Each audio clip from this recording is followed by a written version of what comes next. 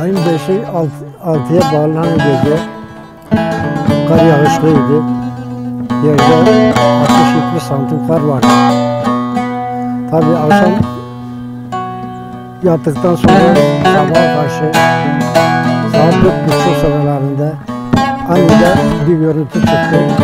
Ben yatakta fırlayıp da yan duvara yaslandım. Çocuklarıma seslendim. Bakın deprem oluyor diye anlattım. Birkaç sefer bağırdıysam sesleri çıkmadı. 2 tane kız çocuk büyüktü. Onlar dedi dede.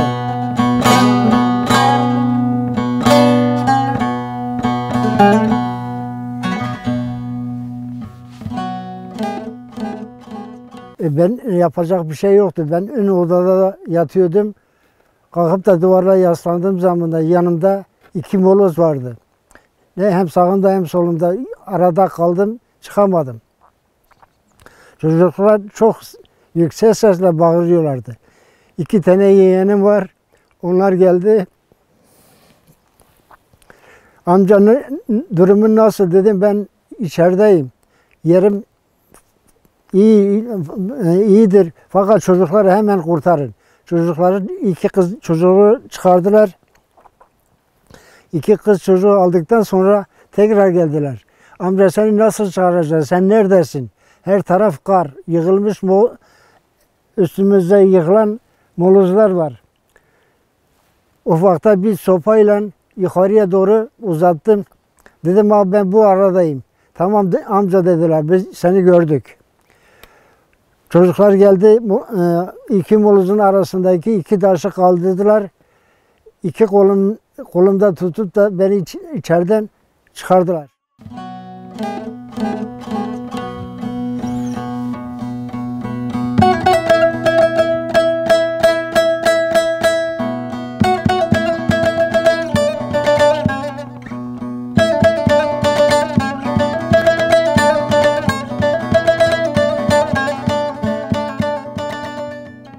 Oğlum ve gelinim bir de 2 yaşındaki kız çocuk vefat etti. Onlar göçük altında kaldılar.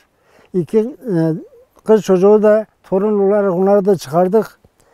Onlar şimdi sağlar. İşte başımıza bile bir felaket geldi. Köylü vatandaşlar, gençler gezdiler. Bütün evlerin üstüne gittiler. Yıkılan evlerin üstünde sessiz olan kişileri kendi şeyle kurtardılar. Altında kalanlar da 2-3 gün göçük altındaydılar. Yollar kapanmış, kar var, dağda kopan kayalarla yollar olmadığı için kimse bize ulaşamadı. 3 gün sonra yollar açıldı ve cenazeleri 11 tane cenazeyi çıkarıp da bir barınağa koyduk. Dışarıda bir kepçe getirip o cenazeleri kaldırdık. Ondan sonra tabii gelen şeyler vardı. Malzemeler geldi, yiyecek geldi, çadırlar geldi. Ama ne yazık ki artık canımız gitti.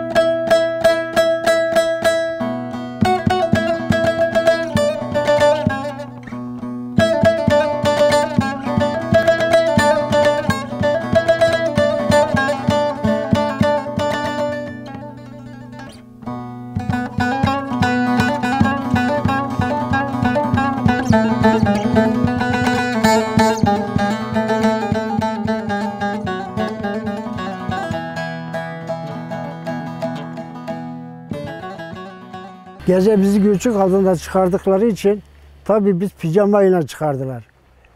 Ayağımızda çorap yok, ayakkabı yok, üstümüzde elbise yoktu.